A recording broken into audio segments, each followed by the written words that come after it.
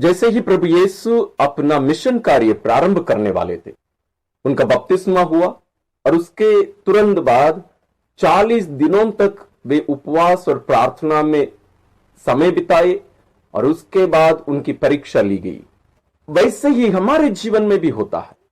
ये 40 प्रथम रविवार के दिन इस सुसमाचार को देखकर और अलग अलग काल में, अलग अलग वर्षों में, अलग अलग पहला और दूसरा पाठ सब देखकर कलीसिया के द्वारा ईश्वर हमें प्रभु यीशु के समान हमारे जीवन की परीक्षाओं को, चुनौतियों को सामना करने की शिक्षा देते हैं।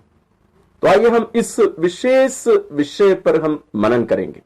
40 काल का प्रथम रविवार, वर्ष बी।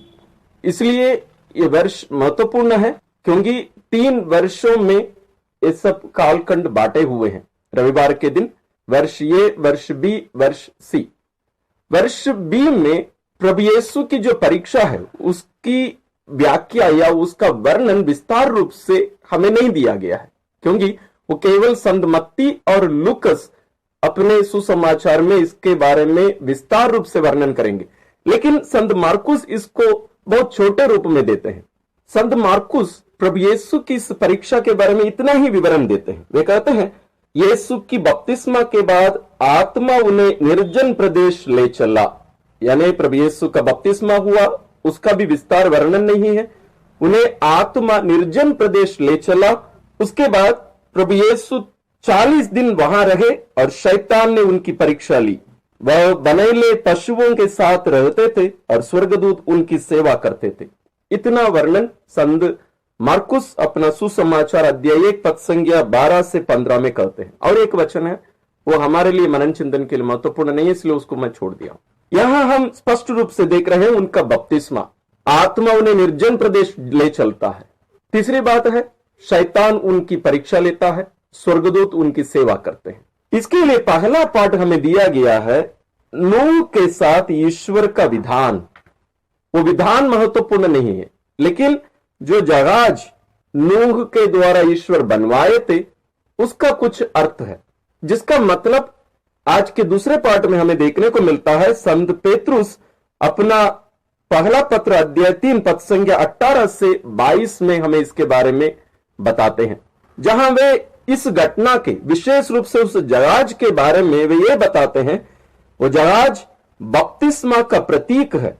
वो बपतिस्मा का प्रतीक है। और बपतिस्मा का अर्थ क्या है? संत पेतरुस स्पष्ट रूप से बता रहे हैं, बपतिस्मा का अर्थ शुद्ध हृदय से अपने को ईश्वर के प्रति समर्पित करना, यानी ईश्वर के लिए जीना, अपने आप को मरे हुए मानकर, जैसे संत पौलुस रोमियों के नाम अपना पत्र अध्याय 6 में हमें बताएंगे। बपतिस्मा का अर्थ प्रभु यीशु के साथ उनकी मृत्यु के सहभागी होकर, उनके साथ दफनाए जाकर उनके साथ पुनर्जीवित कर दिया जाना, यह है बपतिस्मा का अर्थ। तो यहां इन तीनों पाठों में, पहला पाठ उत्पत्ति ग्रंथ अध्याय 9 पद संख्या 8 से 15, जैसे मैंने कहा नूह का जो जहाज से उतरने के उसके बारे में वर्णन है, उनके साथ ईश्वर जो विधान किए थे उसका वर्णन है। लेकिन तीनों पाठों में एक बात जो सामान्य या सिमिलर सब में तीनों पाठों में हमें देखने को मिलती है, वो है बपतिस्मा। पहले पाठ में भी है, क्योंकि संत पेतरुस हमें बताते हैं वो जहाज बपतिस्मा का प्रतीक है। दूसरे पाठ में संत पेतरुस हमें वो बताते हैं। और सुसमाचार में प्रभु यीशु का बपतिस्मा, और उसके बाद बहुत ही विशेष बात यह है कि शैतान प्रभु यीशु को निर्जन प्रदेश लेकर नहीं चला, पवित्र आत्मा प्रभु यीशु को निर्जन प्रदेश ले चले। क्या करने के लिए? प्रार्थना करने के लिए। वहां प्रभु यीशु के निकटतम, मतलब कुछ दिन के बाद, 40 दिन के बाद विशेष रूप से वे अपना सेवा कार्य प्रारंभ करने वाले हैं।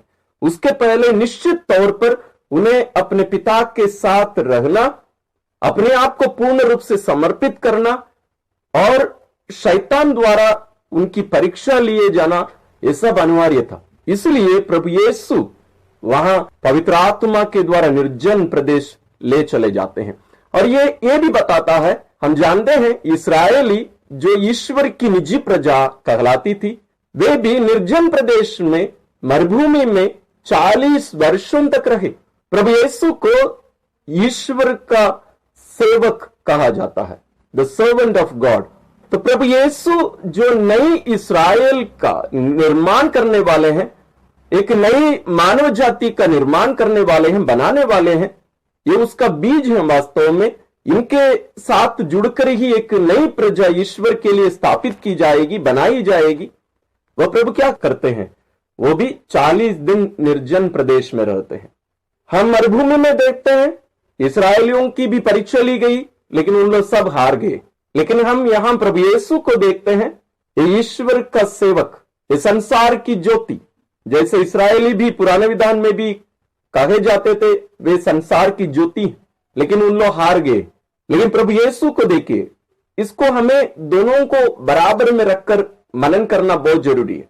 तब हम इसके संदर्भ को हम समझेंगे और इसके महत्व को भी हम समझेंगे। हम सोचते हैं कि प्रभु यीशु की परीक्षा केवल उस मरुभूमि में या निर्जन स्थान में जो यहां हम सुसमाचार में देखे उतना ही समय हुआ था। नहीं, बिल्कुल नहीं। लूकस इस घटना के वर्णन के बाद कहेंगे एक उचित समय तक वापस लौटने के लिए शैतान चला गया था, यानी वो बार बार प्रभु यीशु के पास आता रहा। इसके बारे में इब्रानियों के नाम पत्र अध्याय 4 पद संज्ञा 15 में हम पढ़ते हैं, हमारे प्रधान याजक हमारी दुर्बलताओं में हमसे सहानुभूति रख सकते हैं, क्योंकि पाप के अतिरिक्त अन्य सभी बातों में उनकी परीक्षा हमारी ही तरह ली गई है। मतलब प्रभु यीशु केवल पाप नहीं किए, अन्यथा हमारी ही तरह उनकी परीक्षा ली गई। He was tempted like us in every way, but he did not sin. वो पाप नहीं किए, लेकिन उनकी परीक्षा पूरी तरह ली गई। 40 साल के प्रारंभ में ही प्रथम रविवार को ही इस घटना को हमारे सामने कलीसिया के द्वारा ईश्वर रखकर हमें प्रभु यीशु के मनोभाव को और कैसे प्रभु यीशु प्रलोभनों से लड़े, परीक्षाओं की घड़ियों में वे खड़े रहे, अपनी शक्ति पर निर्भर रहकर नहीं। यदि आप प्रभु की परीक्षा की उन तीनों घटनाओं को, तीनों बातों को गहराई से देखेंगे, वहां पता चलेगा कि शैतान प्रभु यीशु को उनकी ईश्वरीय शक्ति प्रयोग करने के लिए उत्साह रहा था, उनको प्रेरित कर रहा था, उनको बता रहा था चलो आप अपनी शक्ति दिखाओ, पत्थर को रोटी बनाओ, ऊपर से कूदो और सरल मार्ग, तुम्हें मरने की जरूरत नहीं है, इतना मेहनत करने की जरूरत नहीं है, मेरा दंडवत कर दो। इसके बारे में आज के दूसरे पार्ट में संत पेतरुस हमें बताते हैं, हमें ईश्वर के प्रति समर्पित कर कर जीना है, ईश्वर के प्रति समर्पित।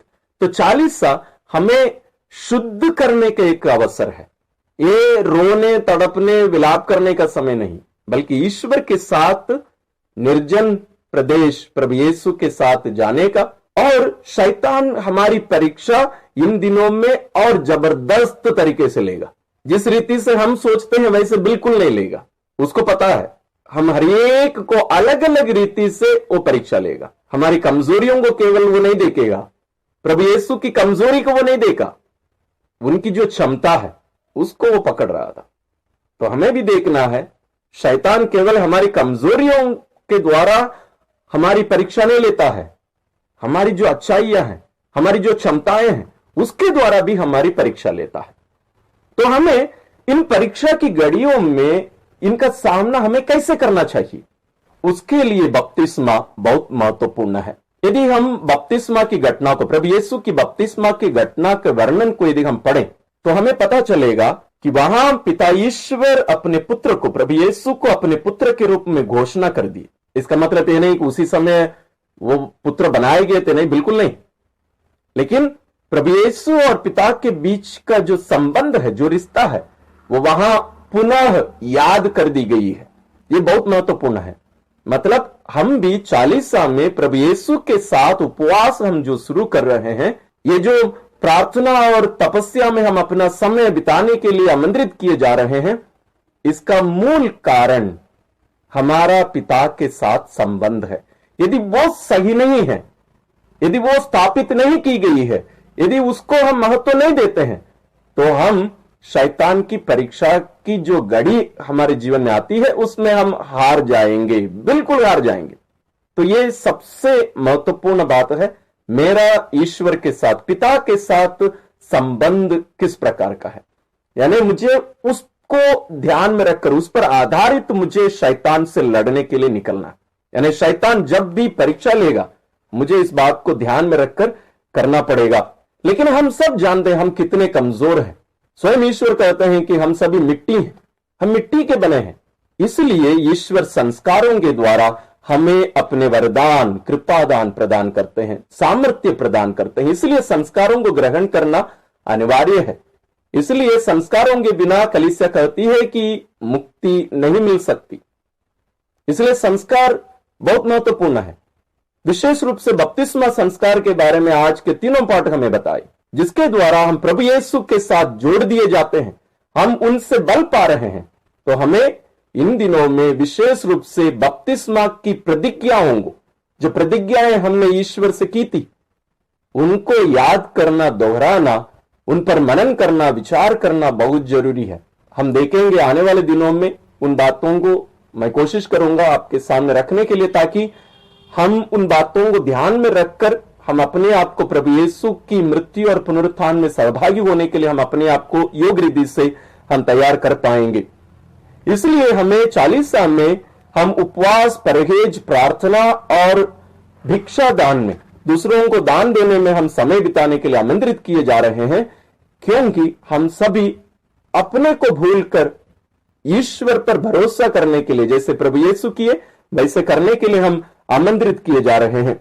दूसरी बात, जो प्रभु यीशु शैतान की परीक्षा में पास होने के लिए, खरे उतरने के लिए जो किए थे, वो है वचन पर निर्भर रहना। हमें भी पवित्र बाइबल का अध्ययन करना केवल नहीं, प्रार्थना करना।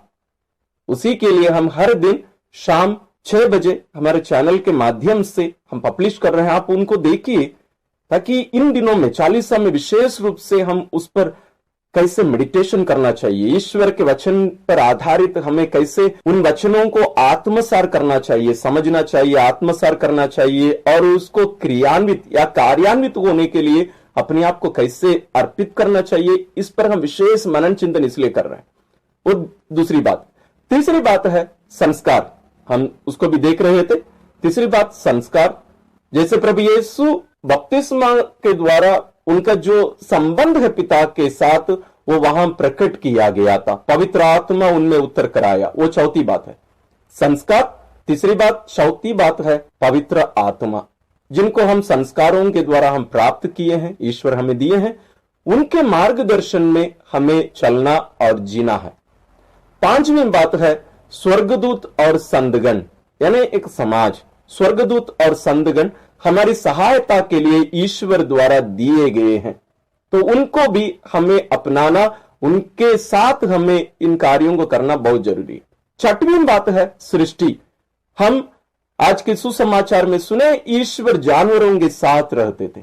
हमें इन परीक्षा की घड़ी में सृष्टि के साथ रहना जरूरी है। पहले पार्ट में भी हम देखते हैं नूह अपने उस जहाज में जानवरों को भी लेके चले थे। हमें सृष्टि के साथ रहना भी बहुत जरूरी है, तब हम वास्तविकता को हम जानेंगे, क्योंकि सृष्टि पिता द्वारा बनाया गया हमारा घर है, अपनी संतानों के लिए पिता द्वारा बनाया हुआ निवास है। इसलिए उसके साथ में हमें जुड़े रहना बहुत जरूरी है। तो हम 6 बातों को देखें जिनके द्वारा हम शैतान की परीक्षाओं का सामना हम सफलतापूर्वक हम कर सकते हैं। लेकिन हमें ध्यान में रखना है प्रभु यीशु के मनोभाव को हमें अपनाना है। प्रभु यीशु के मनोभाव, नम्रता को हमें अपनाना है। ये एक गुण है जिनको हमें 40 में अपनाने के लिए प्रयत्न करना है, कोशिश करना है। तो हम ईश्वर से प्रार्थना करें कि हम भी प्रभु यीशु के समान हमारे हर दिन की परीक्षा की घड़ियों का सामना करके हम शैतान को हराने की शक्ति, सामर्थ्य ईश्वर हमें दे, और जो माध्यम ईश्वर हमें दिए हैं, जो वरदान हमें दिए हैं, उसका सामना करने का, उनको अपनाते हुए हम भी एक कार्य करने की कृपा हम सबों को ईश्वर दे। साथ ही जैसे आप जानते हैं हमारे चैनल में और भी 40 के लिए और अन्य दिनों के लिए भी क्रिस्तीय विश्वास में आगे बढ़ने के लिए और भी बहुत सारे वीडियोस हैं। आप जरूर उनको चेक करिए। उनके प्लेलिस्ट हम इस वीडियो के डिस्क्रिप्शन में दिए हैं, आप जरूर उनको चेक करिए। साथ ही हर दिन शाम 6 बजे हम पवित्र वचन पर आधारित मनन चिंतन कर रहे हैं। हर दिन सुबह 6 बजे हम निर्गमन ग्रंथ पुस्तक एक साथ पढ़कर उस पर भी हम मनन करने के लिए प्रेरित किए जा रहे हैं। जैसे इस्राएली मरुभूमि होकर यात्रा किए, हम भी वैसे यात्रा करने के लिए बुलाए जा रहे हैं। साथ ही हर दिन 3 बजे, दोपहर 3 बजे हम करुणा माला बिंदी डिवाइन मर्सी चैपलेट हम एक साथ प्रार्थना भी करते हैं। साथ ही साथ हमारे चैनल में बहुत सारे क्रूज का रास्ता और अन्य भी बहुत सारे वीडियोस आपको मिलेंगे, उपवास, परहेज, बहुत सारी विषयों के बारे में, उनको भी आप देखिए और 40 साल को सफल बनाइए, फलदायी बनाइए। ईश्वर हम सबों को, आप सबों को विशेष आशीष और अनुग्रह प्रदान करें।